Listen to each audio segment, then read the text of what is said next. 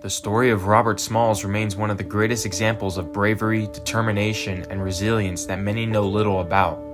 This video will provide a summary of the life of Robert Smalls, a man who escaped bondage and accomplished much more. Born on April 5, 1839 in Beaufort, South Carolina, Robert Smalls' life began in the cruel grip of slavery. His mother, Lydia, was a slave, and his father, Henry McKee, was rumored to be his white owner. Robert grew up witnessing the harsh realities of slavery due to his mother wanting him to see the brutality of the situation. But despite this, he showed immense intelligence and curiosity from a young age. At the age of 12, Robert was hired out to work in Charleston, where he learned how to sail and became acquainted with the Charleston harbor and its naval routes. This experience proved invaluable in shaping his destiny later in life. At the age of 17, Robert married Hannah Jones, an enslaved hotel maid, and had 2 children, one of which died in infancy. He attempted to free his surviving child by purchasing her, but he could not afford the steep price, over $26,000 in today's money. In his early 20s, it was evident that the U.S. would devolve into civil war. The Southern slave owners began to train slaves to man ships, usually as a deckhand.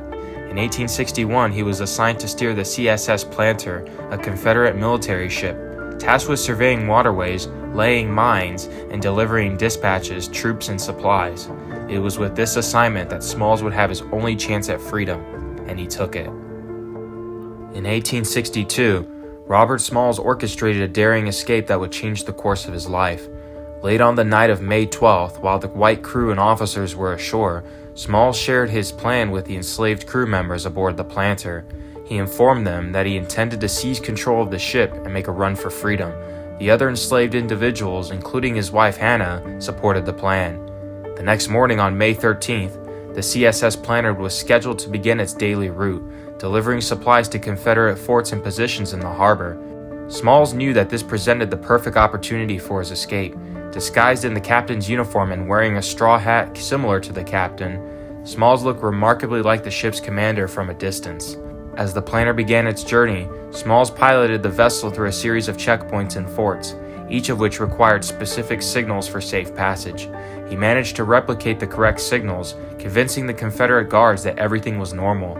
Once safely past the Confederate defenses, Smalls took a huge risk and steered the Planter towards the Union blockade. To avoid raising suspicion, he and the escaping crew had to act as nonchalant as possible. They even stopped to pick up family members from another wharf before continuing on their journey to freedom. In the pre-dawn hours of May 13th, the Planter approached the USS Onward, a Union Navy ship blockading the harbor. As they neared, Smalls raised a white flag and signaled surrender. Union sailors were initially cautious, but Smalls shouted out his identity and the intent to escape from slavery, gaining their trust. The daring escape of Robert Smalls succeeded, and he, along with the crew and passengers, became free men under the protection of the Union Navy.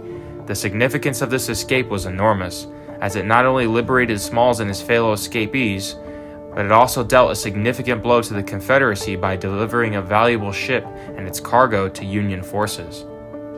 After reaching the North, newspapers printed the story of his harrowing journey. There is debate on whether or not he received any reward money from the government, but the consensus is he received some sort of cash reward, mainly due to him bringing many Southern goods from the ship. His escape also convinced President Lincoln to allow African Americans to enlist in the Union Army. As a free man, Smalls joined the Union Navy. He served as a pilot and participated in naval battles, sharing his expertise in navigating the coastal waters and supporting the Union cause. After the war, Smalls' leadership abilities and dedication to the fight for civil rights propelled him into politics. He served in the South Carolina State Legislature and the State Senate, becoming one of the first African Americans to hold such positions during Reconstruction. As a legislator, he advocated for education, workers' rights, and civil rights for all citizens. In 1874, Robert Smalls was elected to the United States Congress, representing South Carolina's 5th Congressional District.